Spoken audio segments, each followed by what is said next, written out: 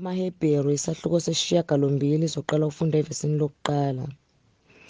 Kepha okuyindikimba kwesikushoyo yilokhu: sinompristi omkhulu onjalo sewahlala ngakwesokunene sesihlalo sobukhosi somkhulu emazulwini, isikhonzi sokungcwele nasethabernakeli lempela elamiswa yiNkosi kungemuntu, ngokuba yilo nalowo mpristi omkhulu omiselwa ukunikela ngeminikelo nemihlatshelo.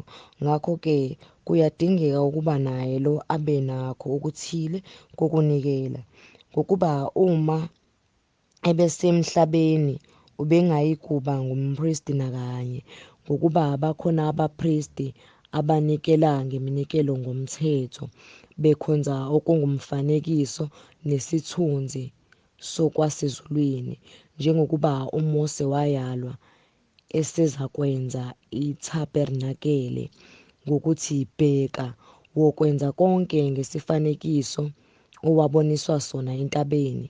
Kepha kalokhu unikiwe inkonzo enhle kakhulu, njengalokhu engumlamuleli wesivumelwano esihle kakhulu, esimisiwe ngokwezithembiso ezinhle kakhulu, ngokuba uma leso sivumelwano sokuqala besingasoleki, bekungayi kufunwa indawo yesibili, ngokuba lapho abasolayo uthi kubo, bheka, izinsuku ziyeza, isho iNkosi, lapho ngiyakwenza isivumelwano esisha nendlu ka-Israyeli nendlu kaJuda, kungenjengesivumelwano engasenzayo nawoyise mhla ngibabamba ngesandla ukubakhipha ezweni laseGibhithe, ngokuba abahlalanga esivumelwaneni sami, nami angibanakanga, isho iNkosi, ngokuba yilesi esiyisivumelwano engiyakusenza nendlu ka-Israyeli emva kwalezo zinsuku, isho iNkosi.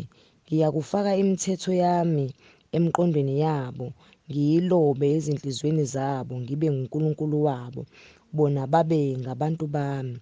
Abasayi kufundisa kube yilowo nalowo owakubo nalowo mfowabo ngokuthi, yazi iNkosi, ngokuba bonke bayakungazi, kusukela komncane kuze kufike komkhulu wabo, ngokuba ngiyakuba nesihawu